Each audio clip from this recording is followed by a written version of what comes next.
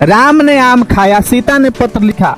अगर ऐसा दिखे, ने कहीं दिखे और आपसे पूछ दे कौन सी विभक्ति है, तो ने चिन्ह से आपको पता चलेगा कि यह कौन सी विभक्ति है, तो प्रथमा विभक्ति है। जैसे बैट बॉल कर रहे हैं, बैट ऐसे चलाएं तो गेंद को मारें, गेंद उधर चला गया, छक्का चौका, या एक रन लिए, 2 रन लिए, तो आप किस पर काम किए, उस गेंद पे, तब ना वहां पे गए।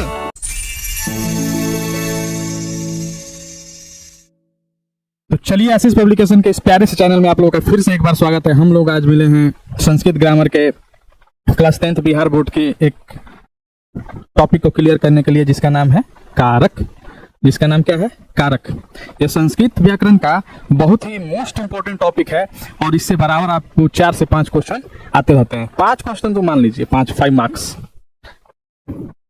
ऑब्जेक्टिव में। केवल सब्जेक्टिव में जैसे ट्रांसलेशन आता है आपको 6 नंबर का।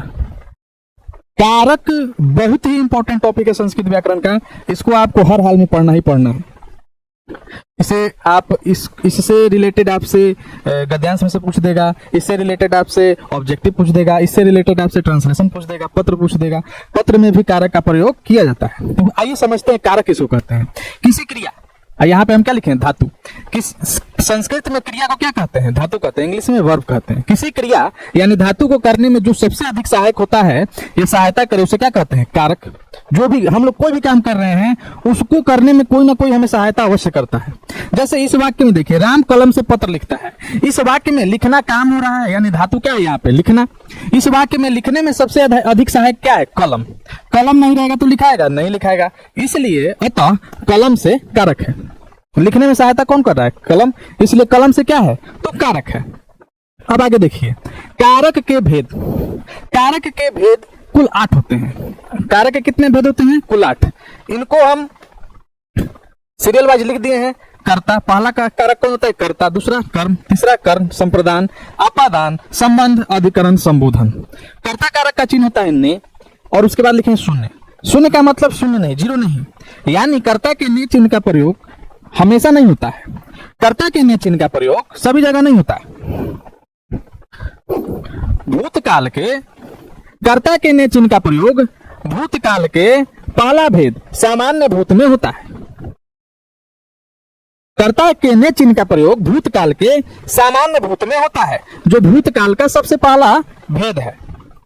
भूतकाल के, व्हाइट से लिख देते हैं, भूतकाल के पहला भेद सामान्य भूत में कर्ता के ने चिन्ह का प्रयोग किया जाता है।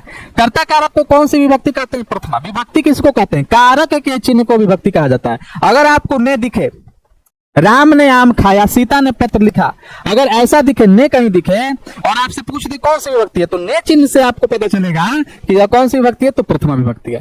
कर्म कारक का चिन्ह को, करण से, करण कारक का चिन्ह से या के द्वारा, संप्रदान कारक का को या के लिए, अपादान का से, इसमें भी से लगा रहता है और इसमें भी से लगा रहता है। इसके से और इसके से में अंतर है। इसमें अलगाव के लिए, मैं घर से बाहर जाता हूं तो यहाँ पे अलगाव हुआ, इसलिए से का प्रयोग किया जाता है। उसको कौन सा कारक कहते हैं? अपादान कारक। यहाँ पे से का प्रयोग होता है किसी के द्वारा। मैं लाठी से सांप मारता हूँ, मैं मुंह से बोलता हूँ, मैं पैर से चलता हूँ, हम लोग आंख से देखते हैं, तो उसमें से का प्रयोग किसी न किसी साधन से आप कोई काम कर रहे हैं तब प्रयोग किया जाता है। संबंध कारक का, की, के या रा, री, रे। अधिकरण कारक का चिन्ह में, पे, पर। कोई वस्तु कहाँ पे है, इसको दर्शाने के लिए इस अधिकरण कारक का चिन्ह का प्रयोग करते हैं। इसको संस्कृत का प्रीपोजिशन कहते हैं। जैसे इंग्लिश में हम लोग को प्रीपोजिशन पढ़ना होता है, कौन चीज कहाँ है, ऐसे संस्कृत में हम लोग किस कारक का प्रयोग करते हैं, और हम लोग जानते हैं प्रीपोजिशन के बारे में, तो अधिकरण कारक। संबोधन हे, अहो, अरे, इसको इस कारक का प्रयोग किसी को बुलाने या पुकारने के अर्थ में किया जाता है। आगे देखिए, कर्ता कारक का प्रयोग कहाँ करते? कर्ता कारक किसे कहते हैं? परिभाषा सहित क्रिया को करने वाला। क्रिया मतलब धातु। कोई भी काम को करने वाला कौन सा कारक कहलाता है? कर्ता कारक। जैसे यहाँ पे देखिए, राम आम खाता है, इसको संस्कृत में अगर बनाएंगे तो रामा आम्रम खादति। अगर इस वाक्य में हम देखें तो खाना काम हो रहा है और खाने का काम कौन कर रहा है? राम। इसलिए यहाँ पे राम को हम लोग कौन सा कारक कहेंगे? राम कौन सा कारक है? राम कौन सा कारक है? राम कर्ता कारक है। राम कौन सा कारक है? राम कर्ता कारक है। अब कर्म कारक को देखिए, क्रिया का फल जिस पर पड़े। आप कोई काम कर रहे हैं तो उस काम का फल किसी पर, उस काम का रिजल्ट कुछ ना कुछ होगा। जैसे बैट बॉल कर रहे हैं, बैट ऐसे चलाएं तो गेंद को मारें, गेंद उधर चला गया, छक्का चौका, या एक रन लिए, 2 रन लिए, तो आप किस पर काम किए? उस गेंद पे, तब ना वहां पे गया। क्रिया का फल जिस पर पड़े उसे कर्म कारक कहते हैं। जैसे वह पत्र लिखता है, स पत्रम लिखती। इस वाक्य में पत्र कर्म कारक है, क्योंकि इस पर लिखना क्रिया हो रही है। लिखने का काम किस पर हो रहा है? पत्र पे। पत्र ही ना लिखा जा रहा है। तो इसलिए इस वाक्य में पत्र क्या है, कर्म कारक। अब आप कहिएगा सर यहां पे तो आप पत्र को लिखे ही नहीं है, पत्र को लिखे नहीं है, क्यों को है ही नहीं, तो हम कैसे जानेंगे कर्म कारक है। तो देखिए यहां पे जब आपको पढ़ाए थे तो कर्म कारक का चिन्ह क्या बताए थे, को या शून्य, यानी को रहेगा और नहीं भी रहेगा। तो यह बात को आप लोग ध्यान में रखिएगा।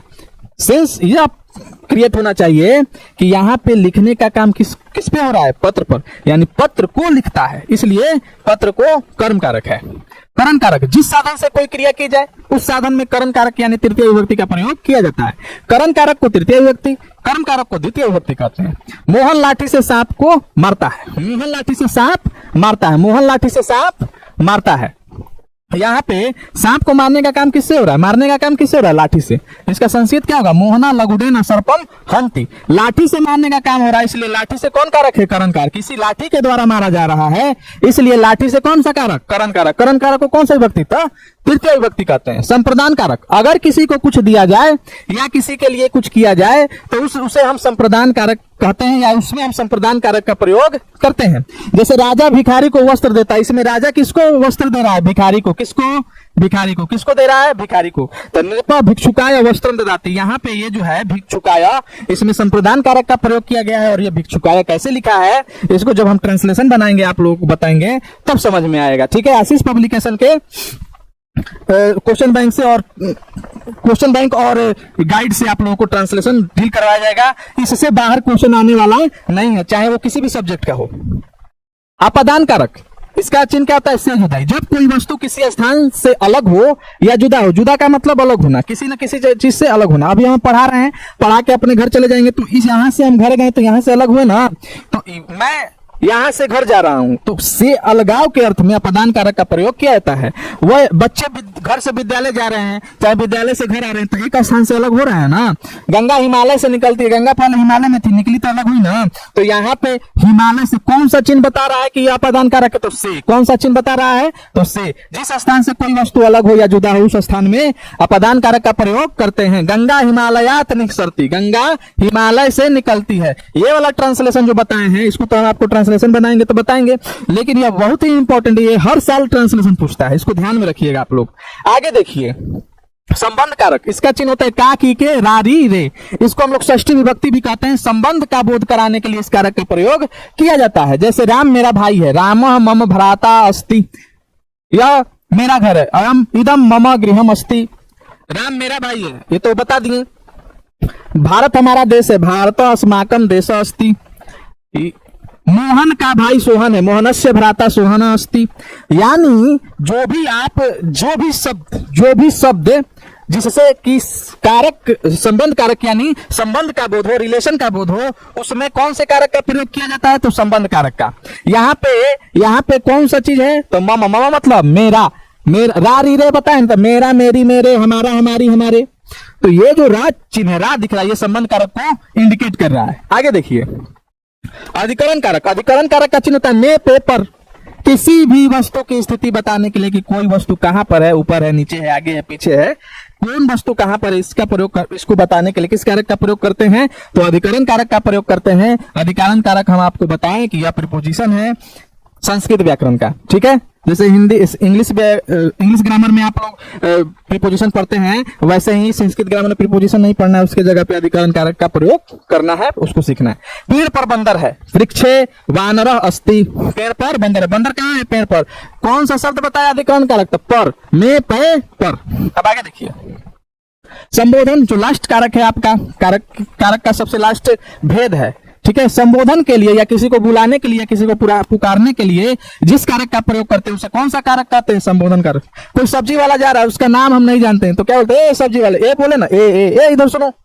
तो ए जो शब्द है वो किस कारक का बोध कराता है, संबंध कारक का। हम लोग क्या कहते हैं, बड़े आदमी होते हैं, अहो सुनी तनिया ने सुनी ना, अहो ए जी सुनी ना, तो उसका मतलब क्या हुआ, वो उसका नाम नहीं पकड़ रहा है, किसी को बुला रहा है, ए जी, ओ जी, लो जी, सुनो जी। यह सब का प्रयोग किस कारक के लिए, तो संबोधन कारक के लिए। जैसे हे मोहन मेरे साथ घर चलो, तो यहाँ पे जो हे है वो किस कारक को दर्शा रहा है, तो संबोधन कारक का। हे यहाँ पे संबोधन कारक को इंडिकेट कर रहा है, तो हे को हे लिख देते हैं, मोहन को मोहन, मेरे साथ घर चलो, मया सह गृहम चलो, मेरे साथ घर चलो।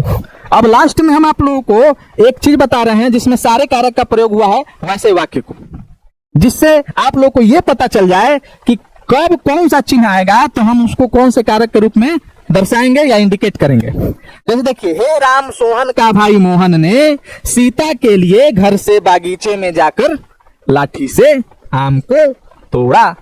इसमें एक शब्द, पहला शब्द क्या है? हे राम।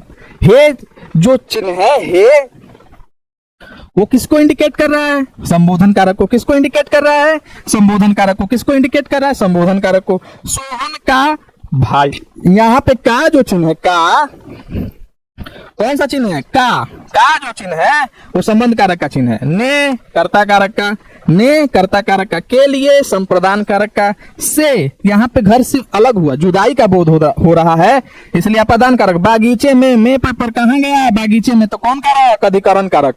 लाठी से किससे तोड़ा? किस साधन से तोड़ा? किस साधन से तोड़ा? लाठी से तोड़ा। लाठी से तो कौन कारक? करण कारक। कौन कारक? करण कारक। आम को, किसको तोड़ा? आम को। आम को कौन कारक? कर्म कारक। कारक का सेशन, ऐसे जब आपको ऑब्जेक्टिव करवाएंगे टारगेट के क्वेश्चन बैंक से और गाइड से, तो हर साल किस तरह का क्वेश्चन कैसे पूछा है ये आपको उसमें डील करवाएंगे। अगले सेशन में, अगले वीडियो में आप लोगों को हर साल के जो कारक से क्वेश्चन पूछे हैं उसको बताया जाएगा टारगेट के क्वेश्चन बैंक से, आशीष पब्लिकेशन के। तब तक के लिए टेक केयर, बाय बाय, शुक्रिया आप लोगों का, तहे दिल से शुक्रिया जो आपने हमारा वीडियो अपना कीमती समय निकाल कर इतना देखा। तब तक के लिए नमस्ते, इजाजत दीजिए, फिर मिलेंगे आपके साथ उसी शानदार जबरदस्त जिंदाबाद वाले वीडियो के साथ, जो आपके लिए बहुत ही इंपॉर्टेंट होगा एग्जाम के पॉइंट ऑफ व्यू से। तब तक नमस्ते।